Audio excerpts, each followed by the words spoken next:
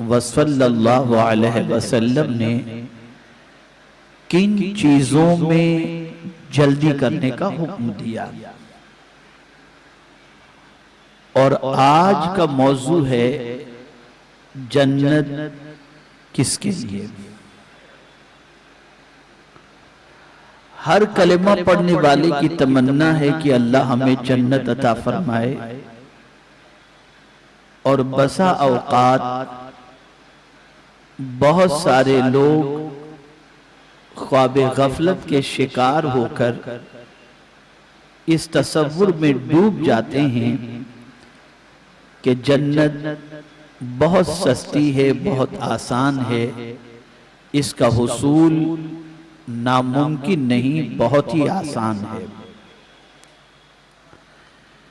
میرے پیارے آقا صلی اللہ تعالی علیہ وسلم کے پیارے دیوانوں، اس میں کوئی شک نہیں کہ جس کسی کا خاتمہ ایمان پر ہوگا،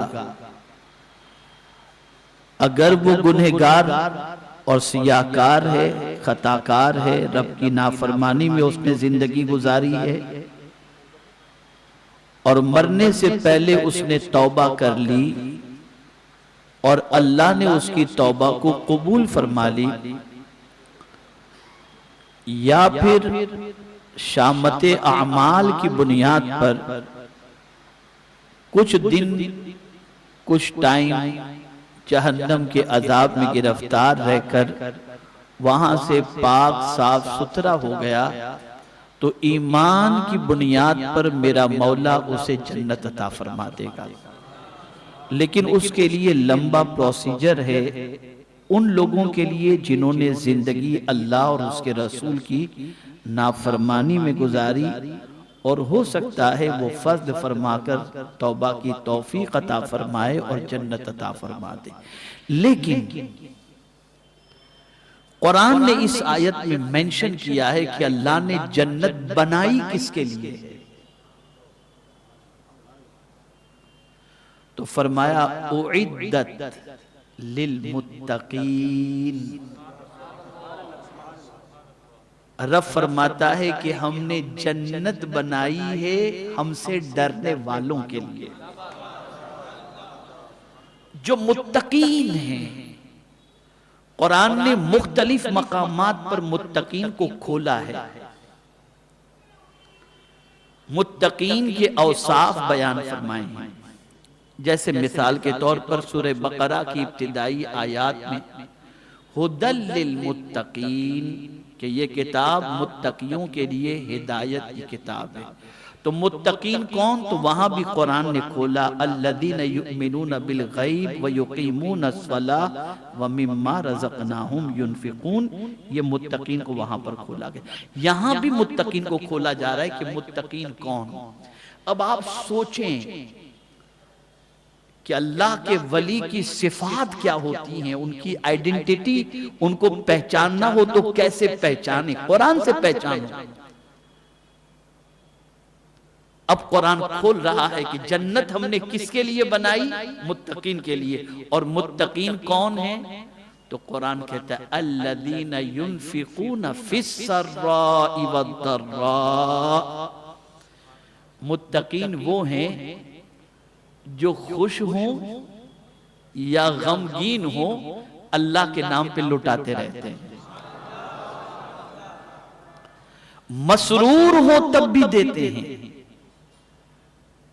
اور رنجیدہ ہوں تب بھی دیتے ہیں۔ مثال کے طور پر میں آپ کو بتاؤں، آدمی خوشی میں تو اللہ کے نام پہ کچھ دے دیتا ہے، لیکن ٹینشن میں بیٹھا ہوا ہے، پریشانی میں گھرا ہوا ہے، کوئی ایسا میٹر آ گیا جس سے وہ اپسیٹ ہو چکا ہے، اس کا کوئی خسارہ ہو گیا، اس کی طبیعت خراب ہے، یا کسی نے اس کو ٹینشن دے دیا جس کی وجہ سے وہ پریشان ہے، تو پریشانی میں کوئی نہیں لٹاتا۔ بہت غور سے سنیے گا، متقین جو ہیں وہ خوشی میں بھی لٹاتے ہیں اور ٹینشن میں بھی لٹاتے ہیں، وہ رنجیدہ ہوتے ہیں تب بھی دیتے ہیں۔ میں کھولوں گا اس کو جب اس فلسفے کو تو آپ کی عقل دنگ رہ جائے گی۔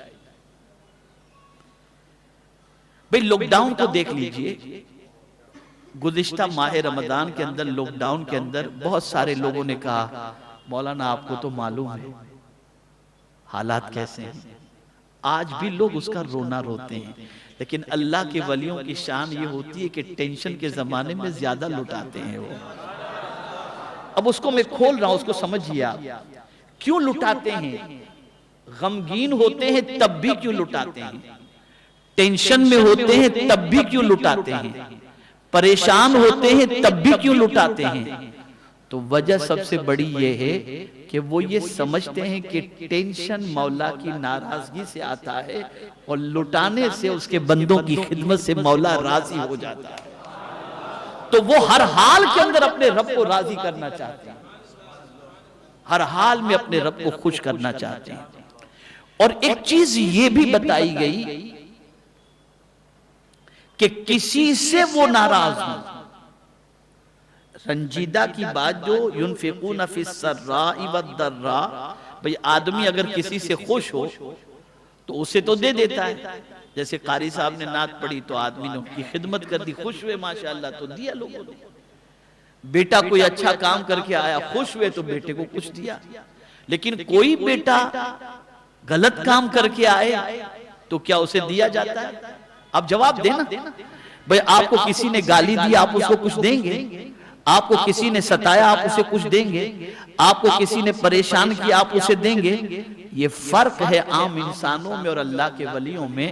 اللہ کے ولیوں کا حال یہ ہوتا ہے انہیں کوئی رنج بھی پہنچائے اور وہ رنج پہنچانے والا پریشانی میں ہے تو اسے بھی وہ عطا کرتے رہتے ہیں، یہ اللہ والوں کی خوبی ہوتی ہے۔ اب اس کو میں سرکار صلی اللہ علیہ وسلم کی ذات سے تھوڑا سا سمجھاؤں۔ ہر گنہگار یہ جانتا ہے کہ ہم صبح سے لے کر رات تک حضور کی نافرمانی کرتے ہیں، اور ایسا نافرمان جس نے زندگی گناہوں میں گزاری، اپنی جان پر ظلم کیا اور پھر چلا گیا مدینے میں، تو اب وہاں یہ نہیں کہا جاتا آیا کیوں ہے تیری شکل تو دیکھ، زندگی تو نے نافرمانی میں گزاری، مجھے اذیت پہنچائی، میری بات نہیں مانی، اب تو آیا ہے میرے پاس جا تجھے نہیں دیا جائے گا، نہیں، وہاں تو شان یہ ہے کہ پہنچے تو پہلے تو بخشش کا پروانہ ہی دے دیا گیا، دے دیا گیا، آیا ہے نا لے کر کے جا۔ اسی لیے اعلیٰ حضرت کہتے ہیں یہاں اگر مگر کا کوئی مسئلہ ہی نہیں ہے کہ اگر تو نیک ہوگا تو دیں گے، یہاں خیر و شر کی جانچ ہی نہیں ہوتی، یہاں تو عالم یہ ہے کہ دوسری جگہ جاؤ گے تو تمہیں دعائیں دینی پڑیں گی، واسطے دینے پڑیں گے تو تمہیں ملے گا، اور میرے سرکار کا در یہ ہے کہ خود بھیک دیں اور خود دعا بھی دیتے ہیں، خود کہتے ہیں کہ خود بھیک دیں اور خود کہیں منگتا کا بھلا۔ تو اس سنت پر اولیاء عمل کرتے ہیں، اس سنت پر اولیاء عمل کرتے ہیں کہ ناراض کرنے والوں کو بھی، رنجیدہ کرنے والوں کو بھی وہ محروم نہیں رکھتے، اور اگر ٹینشن کے اندر وہ ہیں کسی سبب سے، اب ٹینشن کا بھی مسئلہ میں آپ کو بتاؤں گا تو یہ بھی ایک لمبا ٹاپک ہے، غموں کی بھی قسمیں ہیں، ایک قسم کا غم نہیں ہوتا، کچھ غم اچھے بھی ہوتے ہیں، کچھ غم بہت اچھے ہوتے، یہ ہونے ہی چاہیے۔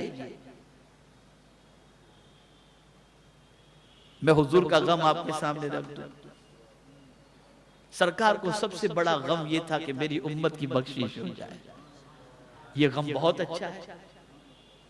پھر کبھی انشاءاللہ اس ٹاپک پر میں آپ کو غموں کی قسمیں بتاؤں گا کہ غموں کی قسمیں کیا ہیں اور کون سے غم اچھے ہیں اور کن غموں کا علاج کرنا چاہیے اور کن غموں کا علاج نہیں کرنا چاہیے۔ لیکن پھر بھی میں عرض کر دوں، میرے اعلیٰ حضرت کہتے ہیں اللہ اکبر، ان کے نثار کوئی کیسے ہی رنج میں ہوں، جب یاد آ گئے ہیں سب غم بھلا دیے ہیں، سب غم بھلا دیے۔ غم بڑا نہیں، مصطفیٰ کی ذات کو اللہ نے بڑا بنایا ہے۔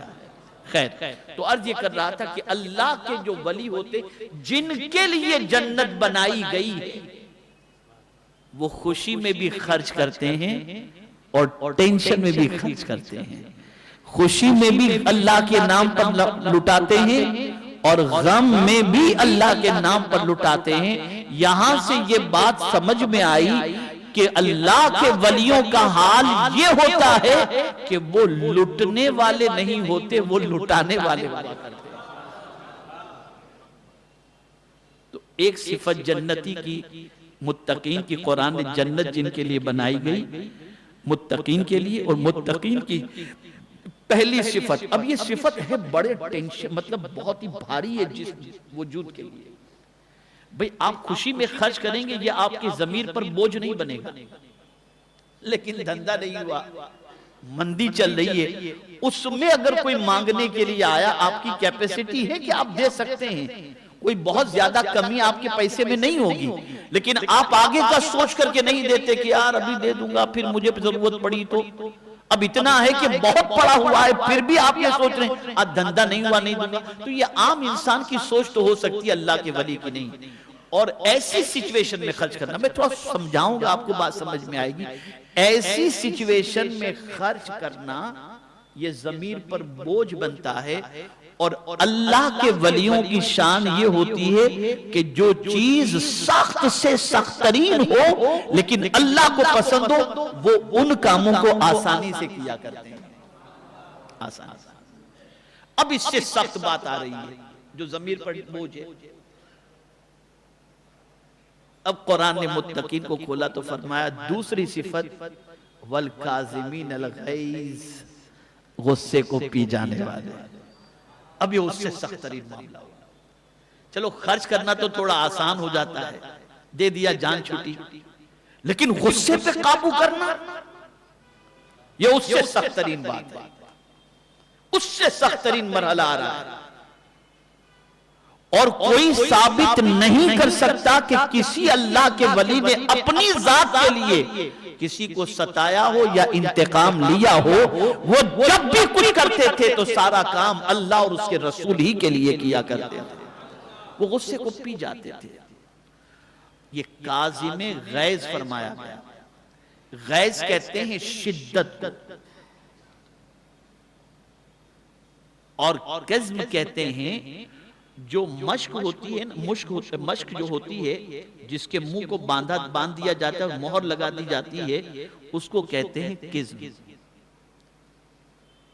تو اب کظم غیظ فرمایا گیا، غصے کو پی، غصہ آیا نا تو وہ جیسے آپ نے کسی مشک کے اوپر مہر لگا دی اور باندھ دیا اسے، تو اب ایک قطرہ پانی کا باہر اس میں سے نہیں نکلے گا۔ ایسے ہی اللہ کے ولیوں کا حال یہ ہوتا ہے کہ غصے سے جب ایک دم لال پیلے ہو جاتے ہیں تو وہ غصے کا اظہار کرنے کی بجائے اسے اس طرح سے پی جاتے ہیں جیسے انہوں نے اپنے غصے کے اوپر مہر لگا دی ہو کہ باہر چھلکتا ہی نہیں ہے، وہ غصہ چھلکتا ہی نہیں۔ اس کا مطلب یہ نہیں کہ وہ جلالی نہیں ہوتے، بہت جلالی ہوتے ہیں۔ جلال الگ چیز ہے، غصہ الگ چیز ہے۔ غصے کی بھی کئی قسمیں ہیں، یہ بھی پھر میں کبھی بتاؤں گا آپ کو، کون سا غصہ جائز ہے اور کون سا غصہ ناجائز ہے۔ تو غصہ وہ پی جاتے ہیں، اور ان کے لیے غصہ پی جانا یہ ضمیر پر بظاہر سخت لگتا ہے، لیکن ان کی نظر غصے پر نہیں ہوتی، اپنے محبوب پر ہوتی ہے کہ میرے محبوب کو پسند کیا ہے۔ جو محبوب کو پسند ہوتا ہے اس کو وہ اختیار کر لیا کرتے ہیں۔ مجھے یاد آ رہی ہے آقا کریم صلی اللہ علیہ وسلم کی ایک حدیث۔ ایک صحابی اپنے غلام کو مار رہے تھے، مارنے کے لیے ابھی انہوں نے درہ اٹھایا ہی تھا، سرکار صلی اللہ علیہ وسلم نے روک دیا۔ تو وہ صحابی حضور سے پوچھتے ہیں یا رسول اللہ صلی اللہ تعالی علیہ وسلم، اپنے ملازم کو، ایمپلوئی کو، نوکر کو دن میں کتنی غلطیوں پر معاف کر دینا چاہیے؟ تو میرے آقا صلی اللہ علیہ وسلم نے فرمایا 70 ٹائمز اگر وہ مسٹیک کرے ایک دن میں اس کی غلطی کو معاف کر دو، بشرطے کہ وہ غلطی دین کو یا کوئی نقصان پہنچانے والی نہ ہو۔ آپ نے پانی کے لیے کہا وہ پانی نہیں دیا، یہ غلطی ہو گئی۔ کسٹمر اس سے نہیں پٹا، یہ غلطی ہو گئی۔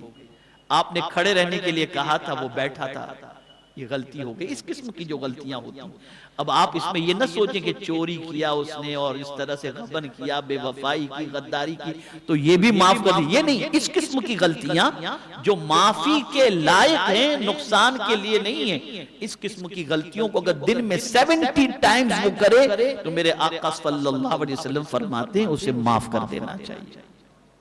تو عرض یہ کرا غصے کو پینا. اگر میں آپ کو بتاؤں کہ غصے کو پینے کا ثواب کتنا ہے تو آپ کی عقل دنگ رہ جائے گی. آقا کریم صلی اللہ علیہ وسلم نے ارشاد فرمایا، حق پر رہتے ہوئے، حق پر ہوا اور کسی نے ناحق بات کہہ دی، آپ کو غصہ آیا اور اس غصے کو آپ پی گئے، اپنے غصے پر آپ نے کنٹرول کیا، میرے آقا صلی اللہ علیہ وسلم فرماتے ہیں اللہ تعالیٰ اس بندے کو جہنم سے روک لے گا. بچا لیا اسے جہنم سے. اس نے غصے کو نکالنے سے بچا لیا اپنے آپ کو، میرا مولا اسے جہنم سے بچا لیا. اور آج کل جتنی طلاق واقع ہوتی ہیں سب غصے ہی میں واقع ہوتی ہیں. مفتیان کرام کے پاس استفتاء پہنچتے ہیں طلاق کے، غصے ہی کی بات آتی ہے. غصہ بہت سخت ترین جو ہے وہ نقصان دہ عمل ہے. اور اگر میں یہ کہوں تو غلط نہ ہوگا، شربت پینا آسان ہے، قیمتی سے قیمتی شربت پینا آسان ہے، لیکن یہ بھی یاد رکھیں، بلکہ اگر میں دوسرے اینگل سے سمجھاؤں تو کڑوی دوائی پینا یہ تکلیف دہ ہے. وہ کڑوا گھونٹ بہت مطلب تکلیف دیتا ہے، وہ کڑوا گھونٹ پینا بہت مشکل ہے، لیکن فرمایا گیا سب سے سخت ترین اور کڑوا گھونٹ اگر کوئی ہے تو وہ غصے کا. یہ پینا آسان کام نہیں، بلکہ فرمایا گیا اگر کسی کو بہادر دیکھنا ہو تو سب سے بڑا بہادر وہ ہے جو اپنے غصے کو پی جائے. بہادر ہے. غصے کو پینے کی عادت بناؤ. غصے کے حوالے سے ایک بات بتا دوں، آقا کریم صلی اللہ علیہ وسلم کا ارشاد، میرے آقا صلی اللہ علیہ وسلم نے فرمایا جب کسی کو غصہ آتا ہے تو شیطان اس کے دماغ سے اس طریقے سے کھیلتا ہے جیسے بچہ بال سے کھیلتا ہے. اب بچہ بال سے کھیلتا ہے، گیند سے کھیلتا ہے تو ادھر لات مارا، ادھر لات مارا، ادھر پھینکا، ادھر پھینکا، ادھر پھینکا، تو وہ کوئی سمت تو نہیں ہوتی نا. تو جب غصہ کسی کو آتا ہے تو شیطان اس کے دماغ سے جو ہے نا اسی طریقے سے کھیلتا ہے. تو کبھی وہ گالی دیتا ہے، کبھی مارنے کو نکلتا ہے، کبھی کیا کرتا ہے، کبھی کیا کرتا ہے. اب اس وقت کیا کرنا چاہیے؟ تو آقا کریم نے نسخہ عطا فرمایا، غصہ آگ سے ہے، پانی پی لو، کھڑے ہو تو بیٹھ جاؤ، وضو کر لو، تمہارا غصہ ٹھنڈا ہو جائے گا. سائنس آج تحقیق کر کے غصے کے بارے میں یہ فارمولا بتا رہی ہے، مصطفیٰ جان رحمت نے 1400 سال پہلے بتا دیا تھا. تو غصے کو پی جانے والا، یہ اب سیکنڈ صفت متقین کی بیان کی گئی.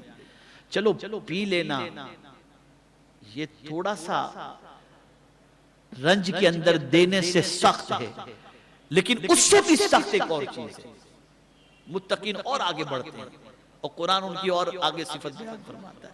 قرآن کہتا ہے وَالْعَافِينَ عَنِ النَّاسِ، لوگوں کو معاف کرنے والے. اور معاف کرنا آسان کام نہیں ہے. معاف کرنا آسان کام نہیں ہے. آدمی سمجھتا ہے معاف کروں گا تو میری عزت چلی جائے گی، اور حضور صلی اللہ علیہ وسلم فرماتے ہیں صدقہ دینے سے مال کم نہیں ہوتا اور معاف کرنے سے عزت کم نہیں ہوتی. یہ حضور فرماتے ہیں صلی اللہ علیہ وسلم. اب عفو درگزر یہ بھی ایک موضوع ہے، غصے کو پی جانا یہ بھی ایک موضوع ہے، غم کے حوالے سے غموں کی قسمیں یہ بھی ایک موضوع ہے. سب پر تفصیلی گفتگو ہو سکتی ہے، لیکن میں نے چونکہ آج جنت کس کے لیے اس پر مجھے بولنا ہے، اس لیے میں بتاؤں وَالْعَافِينَ عَنِ النَّاسِ، لوگوں کو معاف کرنے والے. متقین معاف کرنے کو پسند کرتے ہیں، بہت معافی ان کے یہاں ہوتی ہے. اور کیوں نہ ہو، کہ خود رسول اعظم صلی اللہ تعالی علیہ وسلم اللہ کی بارگاہ میں دعا کرتے ہیں تو یوں دعا کرتے ہیں اللہم انکا عفو تحب العفو تحب العفو، مولا تو معاف کرنے کو پسند کرتا ہے۔ آپ کو میں کیا بتاؤں، جب بندہ اپنے گناہوں سے نادم اور شرمندہ ہو کر اللہ کی بارگاہ میں ہاتھ اٹھا کر دعا کرتا ہے مولا میں گنہگار ہوں مجھے معاف فرما، تو مولا فرشتوں سے فرماتا ہے فرشتوں ذرا دیکھو میرے اس بندے کو، مجھ سے معافی مانگ رہا ہے، اس لیے مانگ رہا ہے کہ وہ جانتا ہے کہ میں معاف کرنے والا ہوں، فرشتوں گواہ ہو جاؤ میں نے معاف کر دیا اسے۔ وہ معاف کرنے والے کو پسند کرتا ہے، انتقام لینے والے کو نہیں۔ انتقام کے حوالے سے تو بہت احتیاط کرنا چاہیے، معافی کو اختیار کیا۔ آقا کریم صلی اللہ علیہ وسلم نے اپنے حقیقی چہیتے چچا کے قاتل کو بھی اسلام قبول کرنے پر معاف کر دیا تھا۔ اور آج ہمارے یہاں کیا ہے، ایک بار معاف کیا ہوں اب آئندہ نہیں کروں، اور میرا مولا فرماتا ہے تو 70 بار میری بارگاہ میں معافی مانگ میں تجھے معاف کرتا رہوں۔ کیا شان ہے میرے کریم۔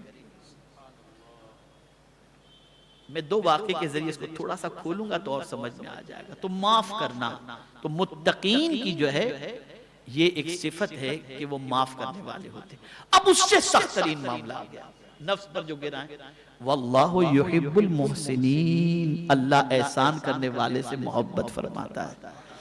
اب یہ چاروں چیزوں کو آپ دیکھ لیجئے، چاروں کا تعلق بندے سے ہے، خدا سے نہیں۔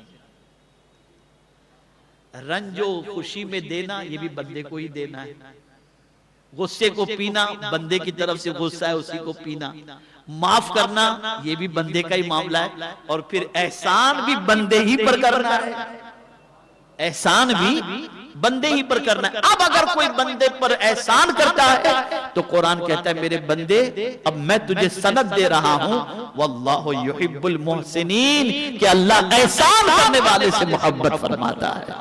اب وہ متقی اس درجے پر پہنچ گیا جسے محبوبیت کا درجہ کہتے ہیں۔ یہ بھی ایک موضوع ہے کہ آدمی محب کب تک رہتا ہے اور محبوب کب بنتا ہے، محب کب تک رہتا ہے اور محبوب کب تک۔ محب کے لیے آسانیاں نہیں ہیں، محب کے لیے بہت تکلیف ہے، لیکن محبوب کے لیے کوئی تکلیف نہیں۔ یہ پھر کبھی انشاءاللہ یہ بھی ایک موضوع ہے سمجھنے کے۔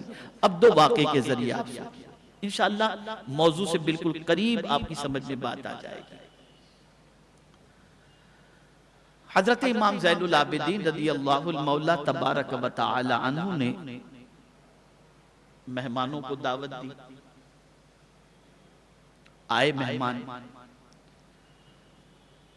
دسترخوان بچھ گیا، غلام کو کھانا لانے کے لیے کہا گیا تو غلام نے ایک پیالہ سالن کا بھر کر دسترخوان پر رکھنے کے لیے وہ آ رہا تھا کہ گرم ہونے کی وجہ سے ہاتھ سے پھسل گیا، وہ پیالہ گرا، ٹوٹ گیا، مہمانوں کے کپڑوں پر، امام زین العابدین کے کپڑوں پر، سب پر سالن وغیرہ گرا۔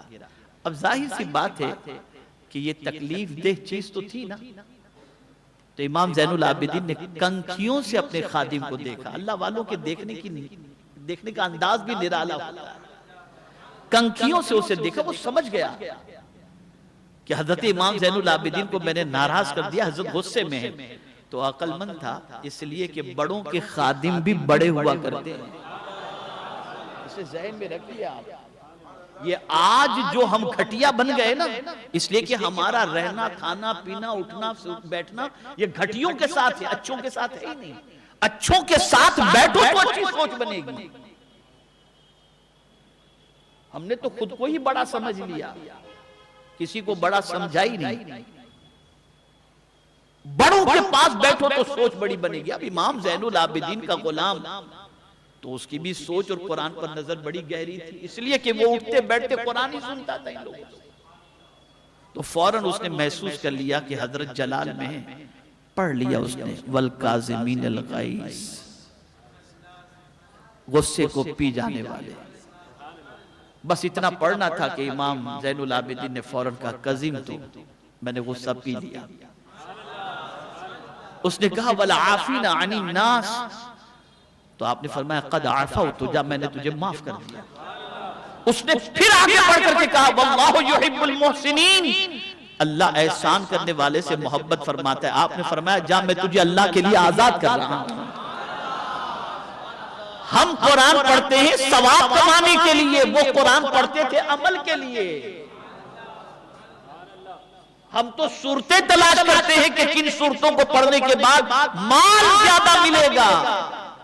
ہم نے کبھی اس طرح سے قرآن پڑھنے کی کوشش نہیں کی کہ اللہ نے ہمیں کیا عمل کا حکم دیا ہے۔ وہ اللہ والے قرآن پر عمل کرتے تھے، وہ اس لیے قرآن پڑھتے تھے کہ گائیڈ لائن کیا ہے ہمارے لیے، آرڈر کیا اللہ کا۔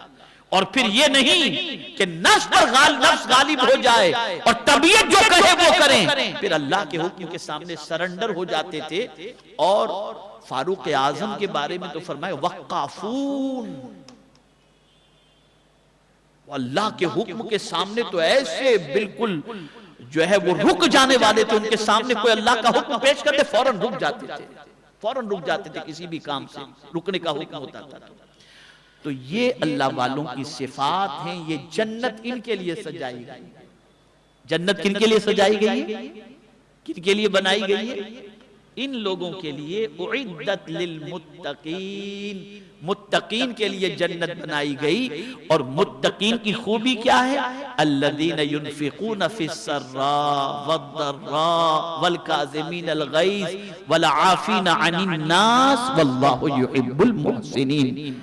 میرے پیارے آقا صلی اللہ تعالی علیہ وسلم کے پیارے دیوانوں، انشاءاللہ یہ بھی تھوڑا سا رہ گیا محسنین والا۔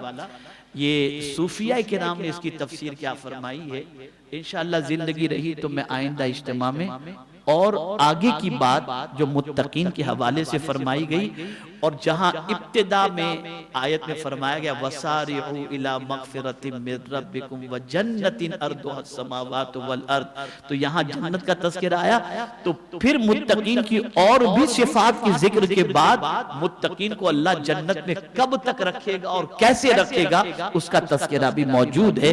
انشاءاللہ زندگی رہی تو آئندہ اجتماع میں اس پر کچھ روشنی ڈالوں گا۔ آپ جانتے ہیں آنے والی جمعرات شب معراج ہے۔ شب معراج کے حوالے سے میری کلپ وائرل ہو چکی ہے، اس رات میں کیا پڑھنا چاہیے۔